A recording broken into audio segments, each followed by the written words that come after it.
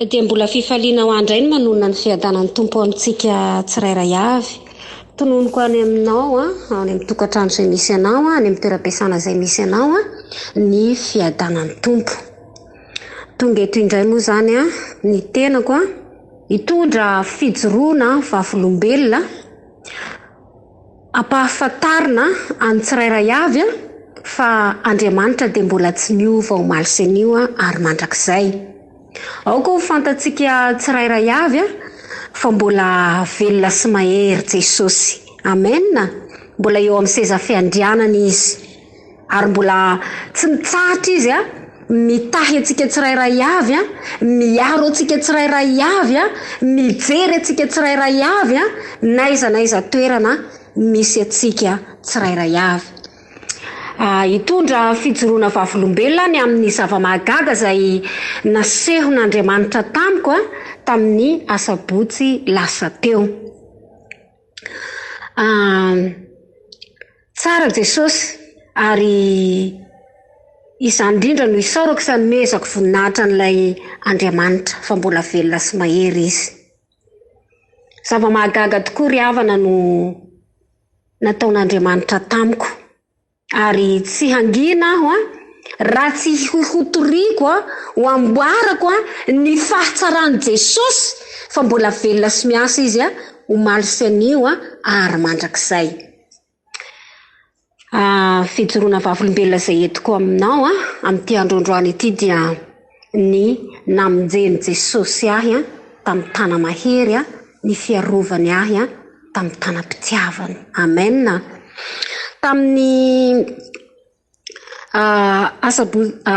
asabotsy lasa teo dia raha niditra tamina ascenseur aho 6e étage. Dia vao niditra kely segondra vitsy dia nipoka nirehitra ny électricité. Mazava ho azy zany fa vetrany dia nihitrika ny ascenseur ary tapaka ny jiro. Alay trano 6e étage. Ary dia nanomboka ny hikika sy ny orakoraka ny olona. Tamin'izay fotoana izay dia nandeha nitsoaka namonjy ny terasy tany amin'ny farany ambony nandeha tohatra zany satria tohatra zany misy tohatra dia misy ascenseur. Za zany nihitrika nihidy tao anaty ascenseur. Nanomboka ny hikika niakatra ny tohatra ny olona. Nanomboka ny tany amin'ny 6e étage, 5e étage, 4e étage niakatra namonjy terasy tany amin'ny farany ambony. Ary ny taty amin'ny 3e étage, 2e étage, 1er étage nidina namonjy ny arabe. Ary tamin'izay fotoana izay dia ao anatin'ny ascenseur aho maheno ny hikika orakoraka ny zaza mitomany. Dia nivavaka satria nanomboka ny setroka niakatra tao anatiko tao amin'ny ascenseur miaraka amin'ny fahamazinana. Dia tena maizina tokoa. Ary dia nivavaka, nibebaka tamin'i Jesosy nandritry ny 20 minutes mahery teo zany za no nihitsoka tao. Dia niantso vonjy mariketo moa zany fa za ty amin'ny tany arabo, aty Liban. Dia niantso vonjy tamin'ny teny arabo satria ny akamaroan'ny olona moa zany dia arabo no mipetraka amin'ilay trano. Dia niantso vonjy tamin'ny teny arabo. Dia nisy lehilahy niteny tao ambadika tao hoe misy vehivavy ato izy miantso vonjy inona tsisy ninazontsika tao fa ahoana. Ny concierge tamin'izay fotoana izay nitsoaka niakatra any amin'ny terasy fa natahatra satria nisetroka dia nitambolombolo leraky ny tohatra ka natahatra hoe hipoka ilay trano. Dia aleon'ny olona faraherin'ny olona tao amin'ilay trano zany nitsoaka any amin'ny terasy. Dia tao anatin'izay indrindra ry hava-malala dia nivavaka voalohany indrindra dia nibebaka. Nangataka famelan-keloka nifona tamin'i Jesosy inona ny zavatra nampalahelo anao, zavatra mety tsy nakasitrahanao nataoko. Dia nibebaka nangataka famindram-po sy famelan-keloka teo amin'i Jesosy ary dia nikohoka andranomasy ao anatin'ny setroka sy ny fofona maimboraikona satria raha tsika mahita fa tena hoe fitoerana fitoerana jiro ao amin'ny trano jiro mihitsy no nipoka de tena hoe ny rehetra ny disjoncteur rehetra sy ny fil amin'ny trano 6e étage io sorako ny tompo fa ny vavaka de nangataka famelan-keloka ary ny bebaka ary rehefa avy eo dia nanomboka tsy naheno feo tsony afa efa nangina lay trano be fa any ivelany any ny feo de ny teny faran'izay nataoko tamin'i Jesosy de hoe eny ary Jesosy talohan'izay aloha de ozy hoe Jesosy eo tao anatin'ny vavaka rehefa vita ny fangatana famelan-keloka fibebahana de ny teny tamin'i Jesosy hoe Jesosy aza alaina tia Liban fa any Madagasikara alaina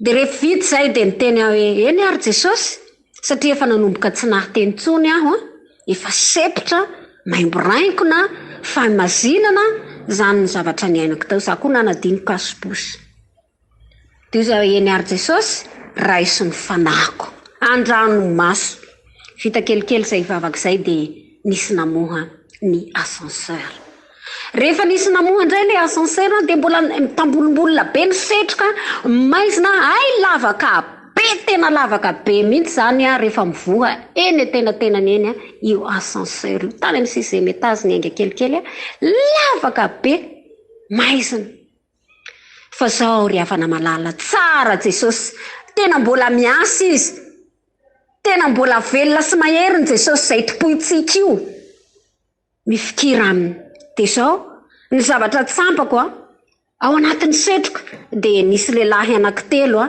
izay ny anankiray ny teny hoe tonga de mitsambokina ozy fa za hitatenao za tsy mahita ninina zany hoe telefona zany nampirehetina teo ijerevana fa de maizina mangitsokitsoka de ny zavatra tsampako tao anatin'izay tsy izaho no nitsambikona fa ohatra nisy zavatra ny bata ny tenako ny pita niala tamin'ilay lavaka be Alleluia de raina Jesosy ho azy ririan'ny voninahitra zany ny zava-magaga zay nataon'ny tompo ary rehefa avy eo amin'izay de nandeha tany amin'ny tranonay za moa zany ny rahana nanatitra zavatra tao amin'io trano io de ho apita eo ihany koa ny tranonay ny orona ny sofina ny tarehy tamin'izany fotoana zany mainty satria fil moa mazava ho azy sady maimboraikona no setroka mainty tendako efa tena tsy nahteny tsony fa izao rehefa niditry ny trano de nivavaka ary ny olona tao an-trano de tsy nahafantatra hoe zany eka tao anatin'ny ascenseur zay io tranony rehetra io fa ny olona tao trano zany efa mikonikonina nandroaka ny vola ao anaty kofra sy ny volamena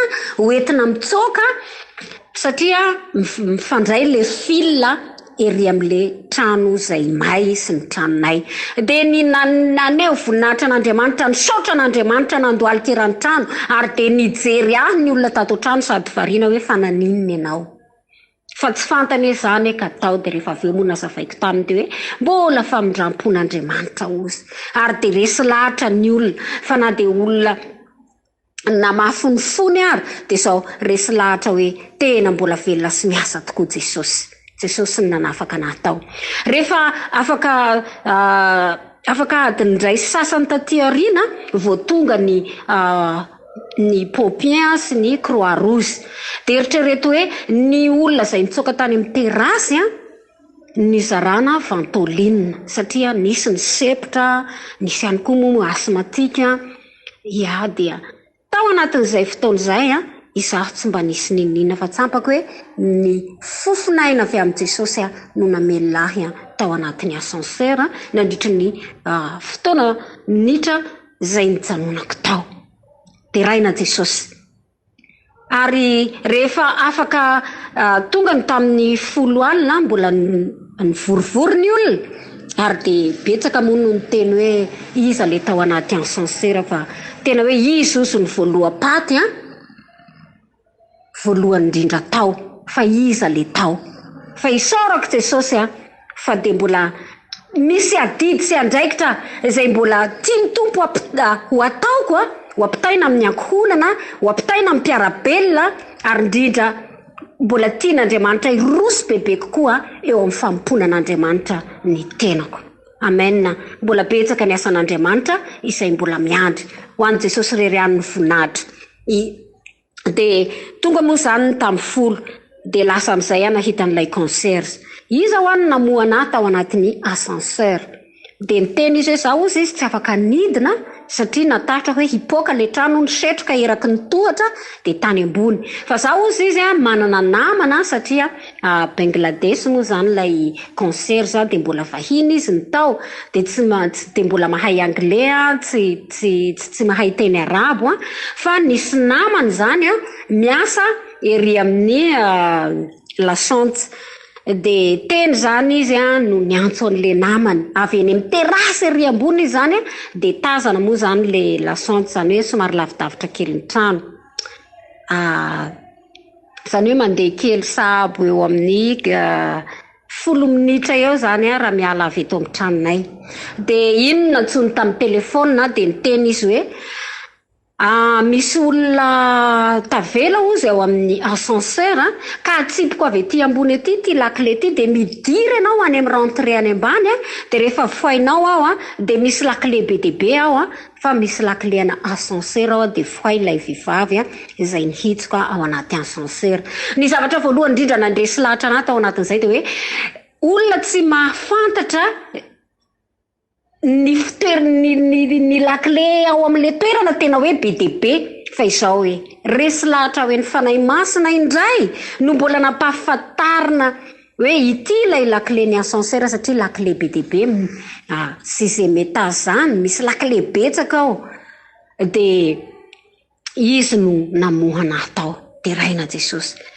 Andriamanitra riavana dia mbola mamonjy, mbola tsy miova ny herin'Andriamanitra ka izao hoe tena hoe namindra fo Andriamanitra tahaka ny teny ny fangataham-pamindram-po sy ny fahatokinan'Andriamanitra na dia hodidiny pahavalo azy Davida de nanao an'ity vavaka ty ao amin'ny Salamo 7:50 manao hoe mamindrafo amiko Andriamanitra mamindrafo amiko fa ianao ny alofan'ny fanako eny ao amin'ny aloko ny elatrao no ialofako mandra-pahalasany loza eny fa na de tao anatiny loasa aloko ny fahafatesana azy riavana malala de tampako hoe ny tana maherin'Andriamanitra ny aro sy nomba fa raha olona tsy nanana an'Andriamanitra aho de tahak'izay aho efa razana efa maty fa lay famindram-pon'Andriamanitra no antony havelomako ka de ireareako fa mbola velona sy mahery io Jesosy io izay nanolotra ny ainy teo ambony azo fijaliana. Mety mandalo olana ianao, mandalo zavatsarotra ianao, tsaroa fa mbola miasa Jesosy na de any anatin'ny loasa aliko ny fahafatesana azy ianao de amonjy ianao Jesosy noho izany de manakina fo amin'Andriamanitra. Amen. Ary Jesosy ny any amin'ny Jeremia 33:3 Jeremia 3:7 de milasa manao hoe antsoy de ho valiko ianao ka ampisehoko zavatra lehibe saropatarina izay tsy fantatrao. Amen.